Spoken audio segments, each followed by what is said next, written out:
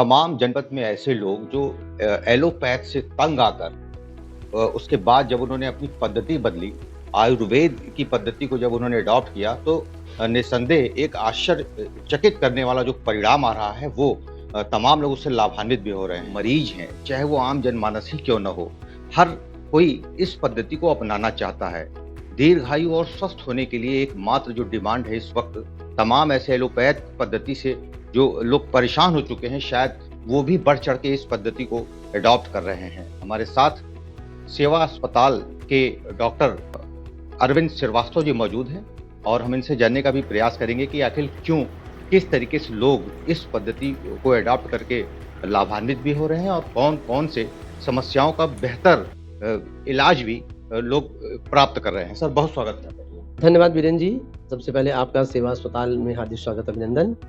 और सेवा अस्पताल तुरिकापुर कॉलोनी बथुआ मिर्ज़ापुर में मैंने काया शुद्धि पंचकर्म की स्थापना की है, जिसका उद्देश्य है कि आयुर्वेद एवं पंचकर्म चिकित्सा समाज के अंतिम व्यक्ति तक पहुँचे, सस्ती और सुलभ चिकित्सा हो जिससे कि लोग स्वस्थ हों, दीर्घायु हो, शतायु हो।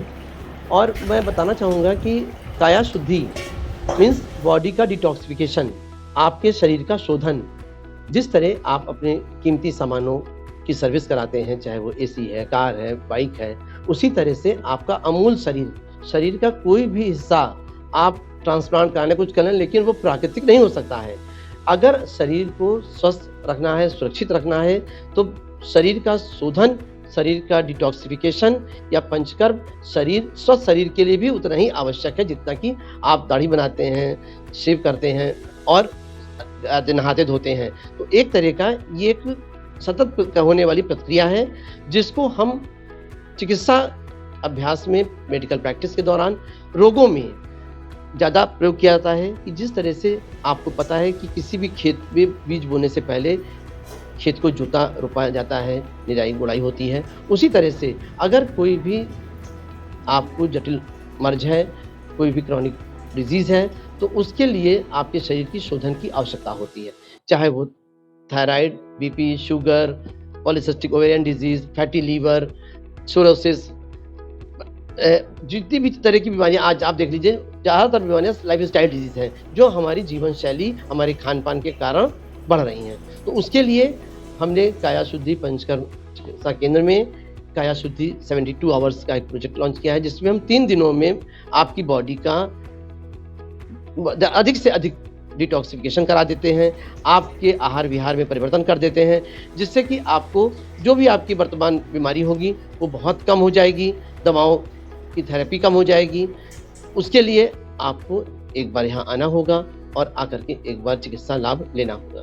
जी, डॉक्टर साहब, जब इस पद्धति को लोग अडॉप्ट करेंगे तो जिस तरीके से काया शुद्धि कार्यक्रम है, ये बिल्कुल एक अभियान की तरफ हो चला है, तमाम लोग इसमें बढ़ चढ़ के इसका लाभ भी ले रहे हैं। तो करने के बाद क्या वो उनको जीवन भर ये पद्धति अपनानी पड़ेगी या कुछ समय के बाद वो बिल्कुल फ्री हो जाएंगे? देखिए वीरेंद्र जी, बहुत अच्छा सवाल आपने किया।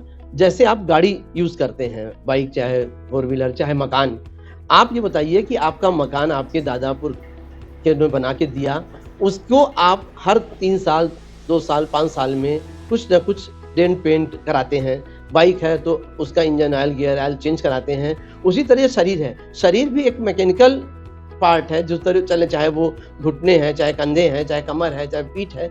तो ये चीज़ें मैंने कहा ना कि ऐसा नहीं है कि कोई ये 3 दिन में पूरी तरह से ठीक हो जाएगा आदमी, या आप कहें कि इसको जन्म आपको करना पड़ेगा। पर उसी तरह से है कि आपको साल भर में 1 बार 2 बार आपको डिटॉक्स कराना चाहिए। और पंचकर्म चिकित्सा डिटॉक्स करने की बहुत ही सरल और सहज प्रक्रिया है। भारी संख्या में जो डायबिटिक के मरीज हैं, तमाम ऐसे मरीज हैं, वो लीवर से ग्रसित हैं या ऑस्टियोपोरोसिस से हैं, परेशान हैं, या जो भी जो है जीवन शैली से उत्पन्न जो बीमारियां हैं, आपको क्या लगता है कि ये प्रभावशाली तरीका है, इससे लोग लाभान्वित होंगे?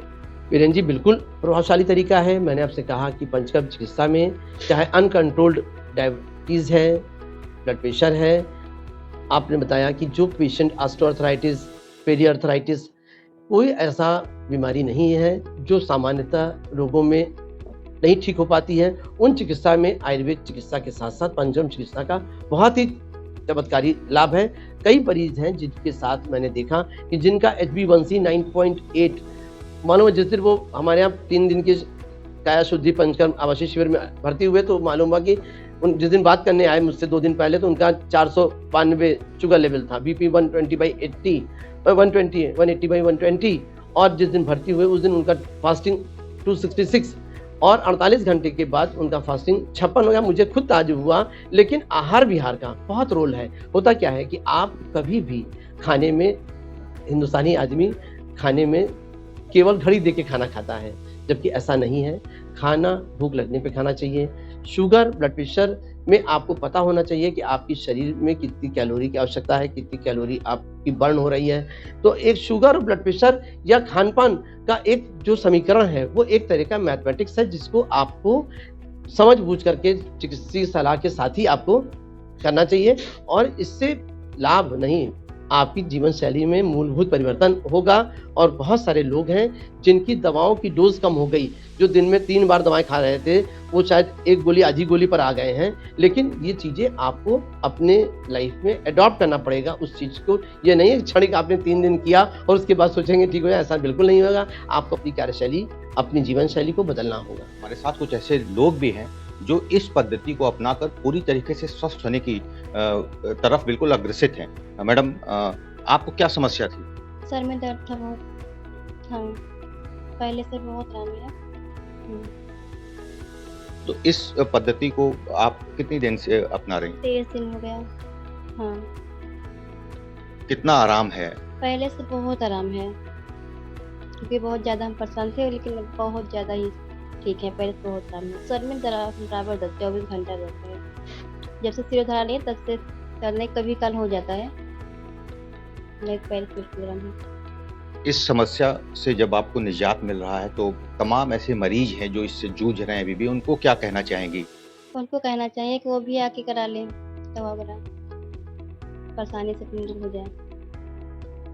और कोई दवा भी ले रही हैं या सिर्फ यही कायाकल्प? दवा भी दे रहे हैं।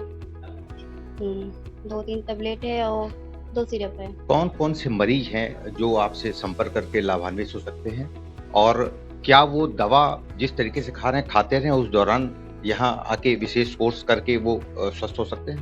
बिल्कुल जी, बिल्कुल। मैंने आपसे कहा कि चाहे वो थायराइड, चाहे ओबेसिटी, चाहे शुगर, चाहे ब्लड प्रेशर, चाहे फैटी लीवर, चाहे पॉलीसिस्टिक ओवेरियन डिजीज, महिलाओं में बहुत कॉमन है। DUB की problem, backache, osteoarthritis, cervical spondylosis, peri arthritis, सभी जगहों पे आयुर्वेद का और हमारे पंचकर्म का बहुत बड़ा रोल है।